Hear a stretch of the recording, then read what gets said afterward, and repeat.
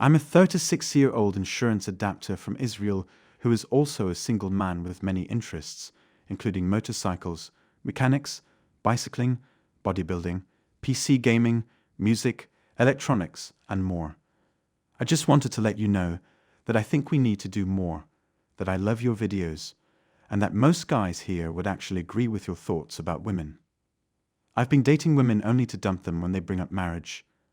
And in my 20s, I made amateur porn. It's time for us to stop doing these things so that more men can learn about MGTOW. You can remain anonymous if you choose, but think of what we could accomplish if we all did it at once. What you suggest, namely destroying feminists' advertisements or billboards or leaving messages on bathroom walls or even wedding hall walls about MGTOW, is great. But you're not thinking on a grand enough scale. The internet does far more to spread men going their own way than defacing a billboard or culture jamming. And to some extent, I actually did this when I put out a video called Walk, Toronto 2014, in which I attended that feminist event, filled it, and put out Mr. Non.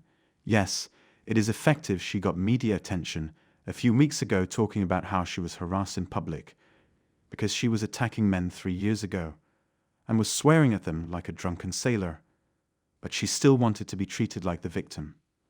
She admits in the video that she was mistreating men, and then she says it's unfair how people embarrass her in public. And then she says, yes, we should all be ashamed of ourselves.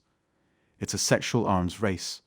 We've stopped loving women and are instead using them for sex, and they're doing the same thing as long as the guys are affluent and gorgeous enough for them. This means that more of us will end up being used by women for sex. He also has some very fascinating things to say about pumping and dumping ladies, Mr. Anonymous. Women are becoming wise to these pump and dump schemes, and as a result, they may decide to have sex on the first, second, or third date, even if all they get in return is the poop in the toilet bowl. I'd like to thank a guy named Larry for sending me a link to an article titled Eat, Pay, Love, which is about an app that allows women to charge men for the night. Why can't everyone understand that escorts, sugar babies, and women in general are going to start utilizing this app and many others like it because the median offer for 1 or 4 hours is around $300. Many women will be paid for the date, but not for any sex that may occur between the two of them. This is because the app's primary user base consists of men who haven't been on a date in months or years and are willing to pay women to eat and talk to them. It's wonderful that you're dating women and then ditching them when they bring up marriage. But soon you could have to pay for the right of dating in the first place. This is the risk of dating being transformed into a commodity. I'm also guessing you stopped making amateur porn because it can get you into a lot of trouble if the woman says she never consented to you taking pictures or videos of her in the nude, and the police can use her story to confiscate your computer, phone, tablet, and pretty much any other electronic devices you have. Yes, I agree with you that more guys should listen to MGTOW and educate themselves on the topic of male primacy.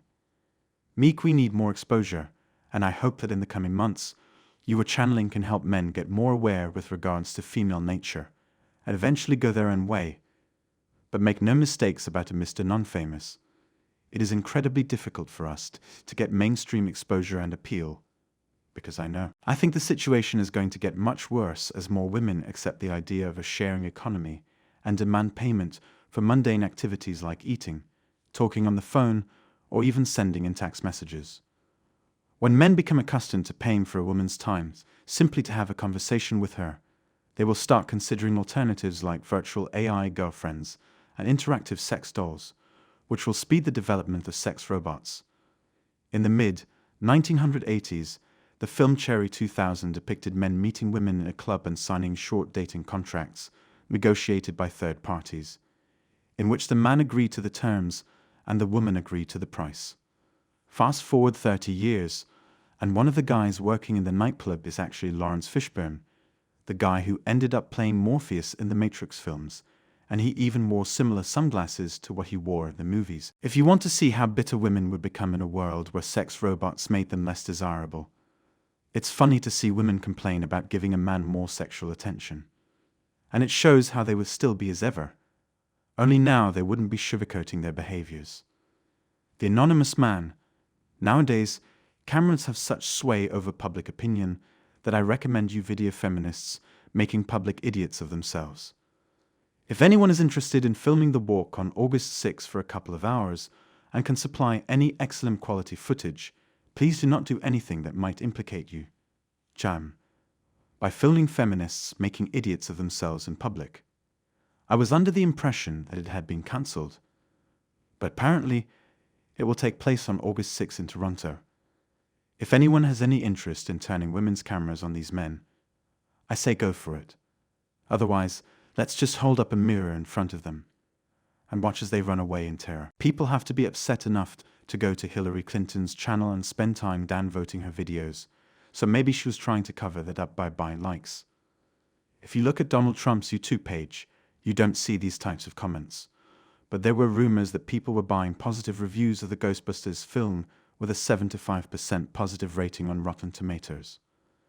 For bringing this to light and making a film documenting this absurdity, much appreciation goes to the mayor of Midtown. In a future video titled Crooked Hillary, I'll go into greater detail about my prediction that in the near future, women will no longer fall for the pump and dumb tricks men play on them. Instead, they'll treat dating more like an auction, where women go out with men and charge them for the privilege of spending time with them. The report cited at the end of the description is only a few weeks old, yet it already shows that half of the American women are choosing not to get married.